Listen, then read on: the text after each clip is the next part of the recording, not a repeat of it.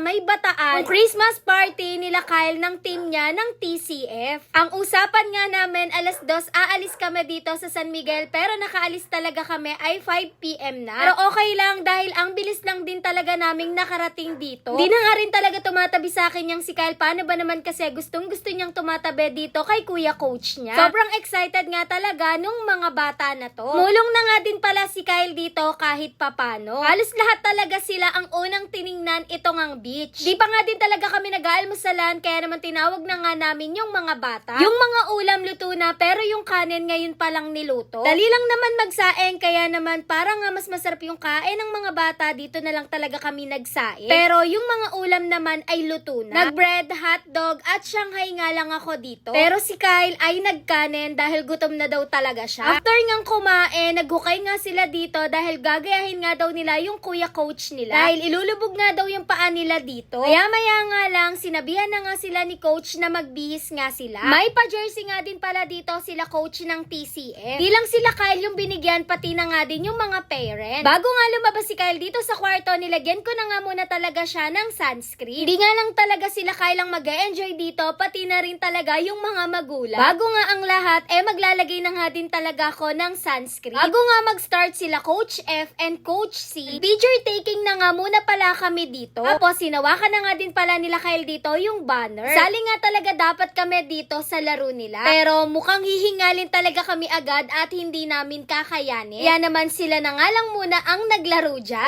Tawa nga kami dahil halos lahat talaga sila ay hirap na hirap, lalo na nga itong team ni Kyle. Gustong gusto kasi talaga nilang manalo dito. Pero malalakas talaga yung nasa kabila. Hanggang sa nagkakandabuhal-buhal na nga talaga sila at itong si Kyle.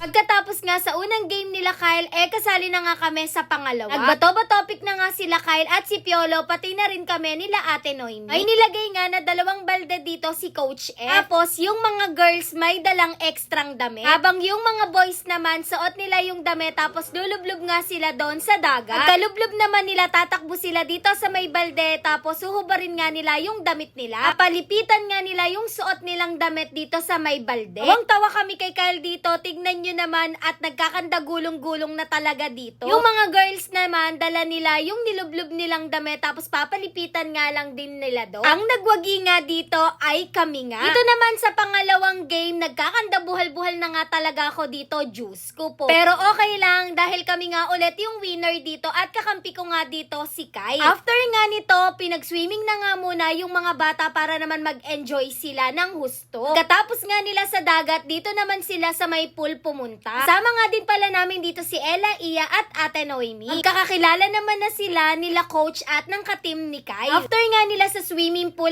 pumunta naman sila dito sa may dagat. Buti na nga lang at hindi pa ganon masyadong malakas ang alon. Nawag ko na muna nga din pala dito si Kyle dahil sasabihan ko nga yan na wag pupunta doon sa may gitna. Pa namang si Kyle ay gustong gusto talaga nito sa dagat. Pero may bantay naman sila Kyle dahil habang nagagayak nga kami dito ng kakainin namin na tanghalian, binabantayan nga sila doon ni Coach F. O diba, san ka pa? May coach ka na, may tagabantay ka pa. Thank you po. Tinawag na nga namin sila Kyle dito dahil gutom na nga daw sila. Nag-boodle fight nga kami dito dahil sila coach nga ang nakaisip nito para naman daw ma-experience ng mga bata na magkakasalo sila dito. Isa pa, para wala na din talaga kaming huhugasan na pinggan. Grabe, sobrang nakaka-enjoy talaga silang kasama. Kami ngang mga magulang hindi lang talaga suportado sa pagbabadminton nila, kung hindi sa kasiyahan at sa mga gantong banding na din. Hindi nga lang talaga nag-enjoy yung mga bata, pati na rin kaming mga magulang nila. Katapos kumain, pinagpahinga na nga muna sila. 1, 2, 3,